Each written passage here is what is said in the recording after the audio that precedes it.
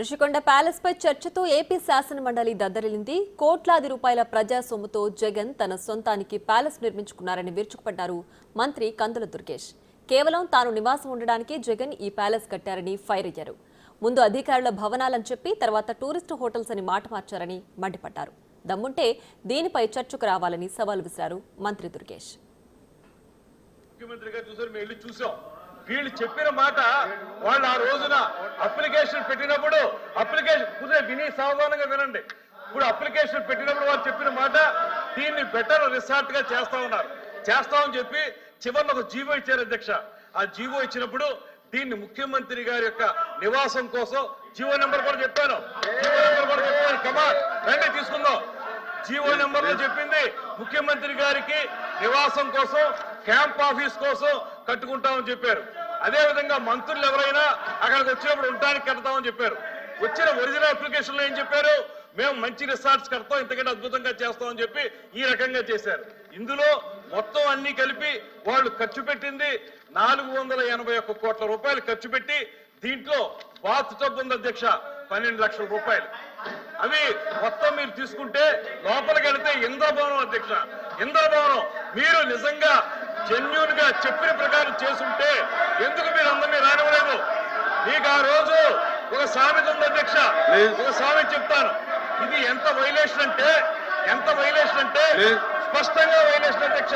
మీరు GO number ఇస్తాను మీకు, వాళ్ళు పెట్టిన అప్లికేషన్ మీ టేబుల్ మీద పెడతాను. ఆ అప్లికేషన్ కానీ జీవో నెంబర్ కానీ చూడండి, ఎక్కడా కూడా పొంతం లేదు. ఆ రోజు చిన్నభిన్నం అయిపోతే ఆ రోజు మనకి ఏదంటే ఓం మహానగరం తగలకపోతుంటే ఫిడేలు వాయించినటువంటి నీరో చక్రవర్తిలాగా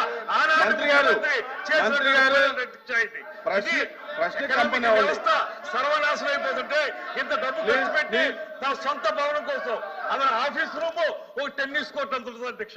అది ప్రభుత్వ భవనం. ఇప్పుడు జీవో చూపెట్టారు. ఆ జీవోని ఎవరు కాదు, మేమేమి డిఫర్ అవ్వట్లేదే.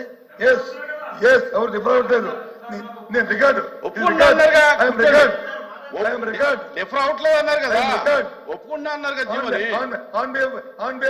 Party I'm record. నేనేమే కాదనలేదే, నేను చెప్తానమే. భవనాన్ని ప్రభుత్వ భవనాలుగా కట్టాము. దాన్ని ముఖ్యమంత్రి నివాసం కోసం వాడతాము, ప్రధానమంత్రి విడుదల కోసం వాడతాము, లేదా రాష్ట్రపతి విడుదల కోసం వాడతాము. ముందు ప్రభుత్వ భవనాలుగా దాన్ని కట్టాము. హైదరాబాద్ కట్టాము అధ్యక్ష. హైదరాబాద్ పబ్లిక్ బిల్డింగ్లు తీసి హైదరాబాద్ లో వచ్చి ప్రగతి భవనం కట్టాం. ఆ రోజు ఎవరు కట్టారు? దాని తర్వాత వచ్చిన ముఖ్యమంత్రి లేరు అధ్యక్ష. అందులోను ఏది అదేమో ప్రైవేట్ భవనం, ఎవరో ప్రైవేట్ ఆస్తా, అది డిప్యూటీ సీఎం గారు చూశారు, అలాగే సీఎం గారు చూశారు, ముఖ్యమంత్రి గారు చూశారు. అధ్యక్ష ఈ జీవో నెంబర్లు కూడా ఇస్తాను నేను జీవో నెంబర్లు కూడా మీకు ఇస్తాను. జీవో నెంబర్లు కూడా చూసి మీరు చెప్పండి. I table all the GOs మీ దగ్గర పెడతాను నేను. రమ్మనండి. I don't yield